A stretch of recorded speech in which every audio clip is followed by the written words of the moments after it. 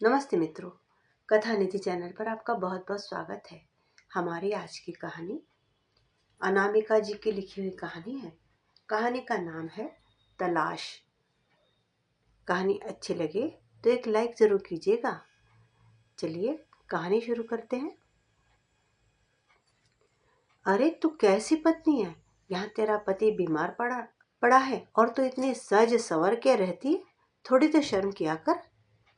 तभी अंदर से मनीष के चिल्लाने की आवाज आई। तलाश। अवनी ने मनीष को दवा खिलाई और बाहर आकर ड्राइंग रूम में बैठकर टीवी देखने लगी। तभी अंदर से मनीष के चिल्लाने की आवाज आई। अवनी भागती हुई अंदर गई तो देखा मनीष गुस्से से भरा बैठा था।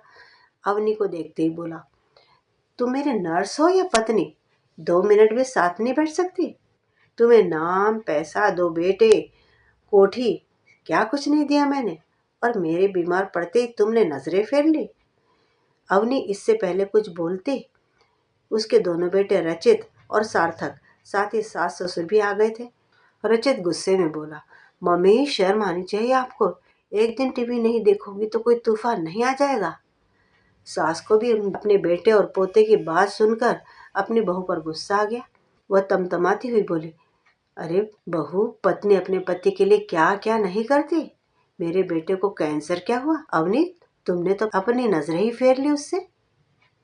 अवनी कमरे में एक तरफ अपराधी बनी खड़ी थी और उन अपराधों के लिए डांट सुन रही थी जो उसने किए ही नहीं थे। मनीष के सिर पर अवनी ने जैसे ही हाथ फेरा, मनीष ने झटक कर हाथ हटा दिया। अवनी की आंखों में तो आंसू आ गए। उसे पता था मनीष कैंसर के कारण चिड़चिड़ा हो गया है, पर वो क्या करे। वह तो पूरी कोशिश करती है, पर आखिर है तो इंसान ही। पिछले 3 सालों से मनीष के कैंसर का इलाज चल ही रहा था। शुरुआत में तो रात दिन अवनी मनीष के साथ साथ साय की तरह बनी रहती थी, पर धीरे धीरे वह भी तन मन से थक गई थी। पर परिवार के सब लोग मनीष का भार अवनी पर डालकर निश्चिंत हो गए थे। मनीष की बीमारी मानो अवनी के लिए कैद खाना होकर रह गई थी। अवनी के उठने बैठने, कपड़े पहनने तक पर सबकी निगाहें लगी रहती थी। अवनी अगर थोड़ा सा तैयार हो जाती तो मनीष की नजरों में सवाल तैरने लगते। अवनी का बहुत मन होता था मनीष को बताने का कि उसे बहुत दुख है, पर वह जीना नहीं छोड़ सकती है। पिछले 3 सालों से अवनी ने घर के बाहर कदम नहीं रखा था। किसी की शादी या कोई समारोह होता तो अवनी के सास ससुर दोनों बेटों के साथ चले जाते थे। अवनी को ऐसा महसूस होने लगा था धीरे धीरे कि वह मनीष के जिंदा होते हुए भी सती हो चुकी है। सती तो शायद पति की चिता के साथ एक बार ही जलती है, पर अवनी तो पिछले 3 सालों से तिल तिल करके जलती जा रही थी। कल रात बहुत देर से अवनी की आंख लगी और मनीष के चिल्लाने की आवाज से एक झटके में खुल गई। मनीष गुस्से में बड़बड़ा रहा था, अगर मेरे पास पैसा ना होता तो तुम तो मुझे सड़क पर बिठा देती। अवनी बिना कुछ बोले चुपचाप चाय बनाने चली गई। उसको देखते ही सास बोली, आज तो तुमने हद कर दी बहू। कब मनीष कुछ खाएगा और कब वह दवा लेगा? तुम्हें पता है ना, कीमोथेरेपी के लिए डाइट का अच्छा होना जरूरी है।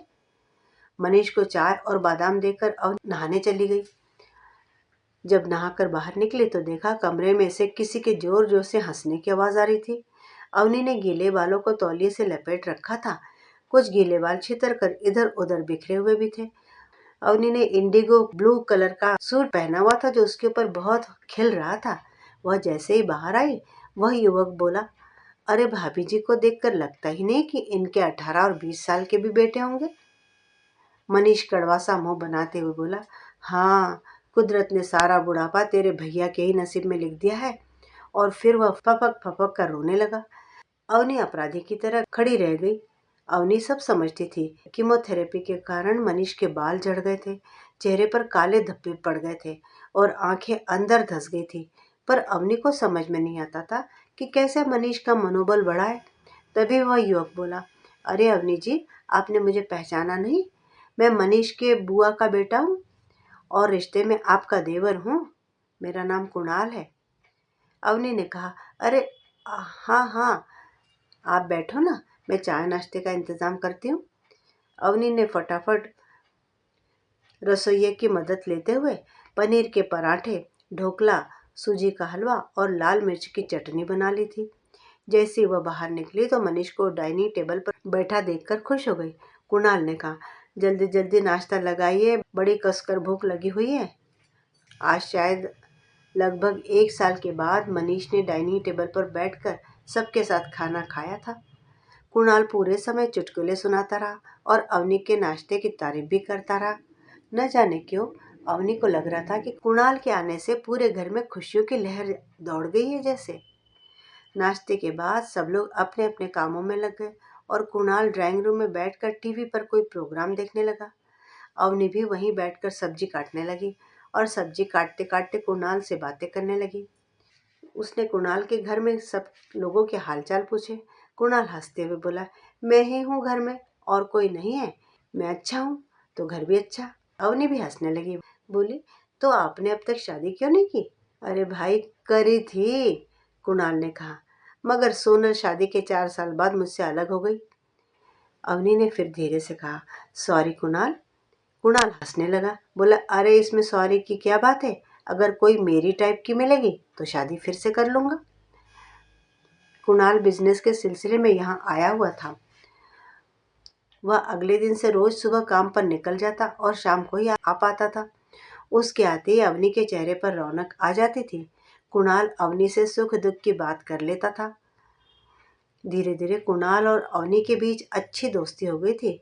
कुणाल लगभग 2 महीने रहा और इन 2 महीनों में वह हर वीकेंड पर आउटिंग का प्लान करता था। जब पहली बार कुणाल ने मूवी का प्लान बनाया तो रचित और सार्थक के हमेशा की तरह अपने प्रोग्राम पहले ही बने हुए थे। सास ससुर जब तैयार हो गए तो कुणाल ने कहा, मनीष भैया और अवनी भाभी, आप दोनों नहीं चलोगी क्या?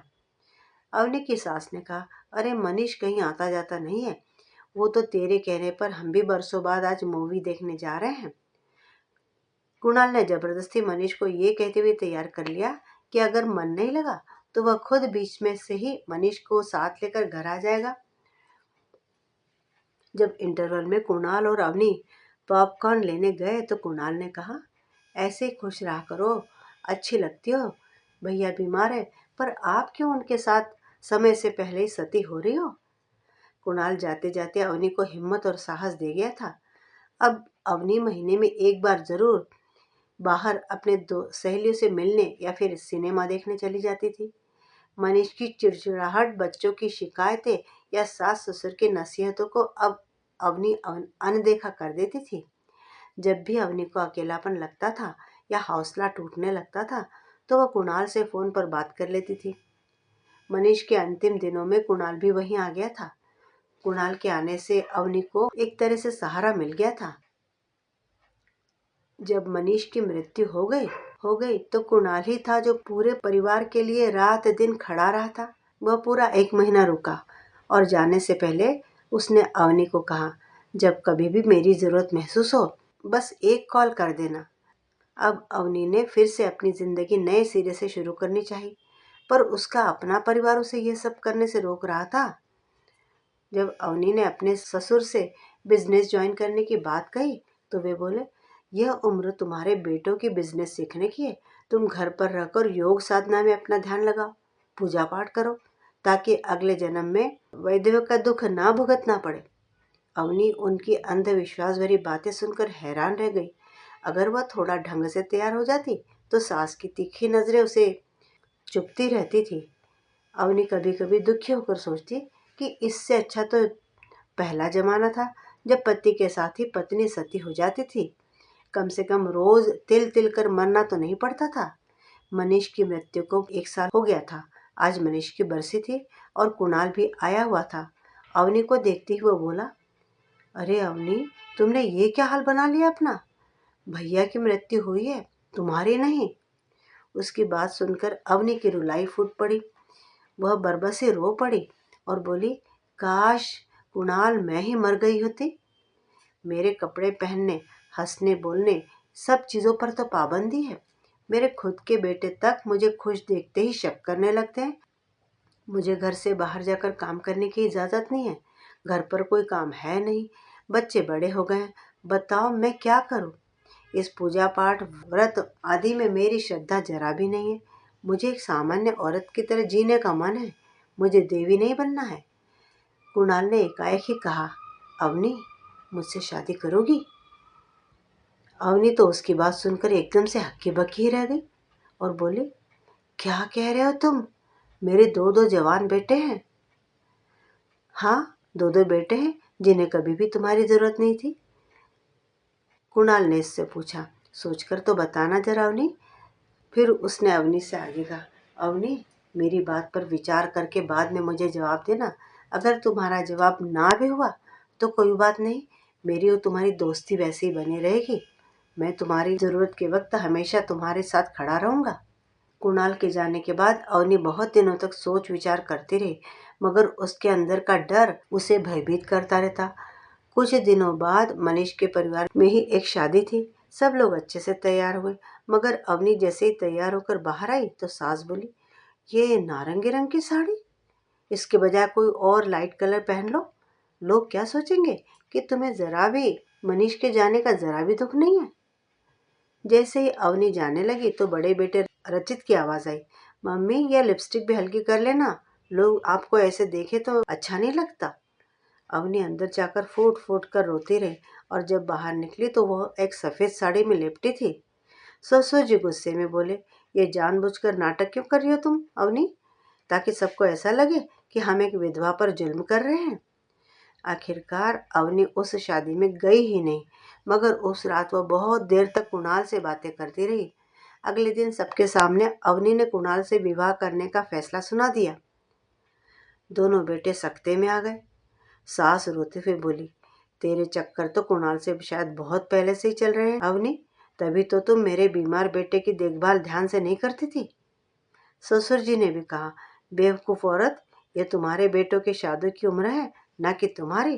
जरा अपनी उम्र का लिहाज तो करो। 2 साल भी तुमसे मर्द के बिना नहीं रहा जा सकता है। सार्थक भी गुस्से में चिल्लाया, अगर आपने कुणाल से शादी कर ली तो आप हमसे रिश्ता तोड़ लेना। इधर अवनी के माता पिता भी उसके इस फैसले से खुश नहीं थे। अवनी की भाभी बोली, दीदी सार्थक और रचित के बारे में तो सोचो, कुछ वर्षों बाद आपके पोते पोती खिलाने की उम्र हो जाएगी और आप डोली में बैठने की तैयारी कर रही हो।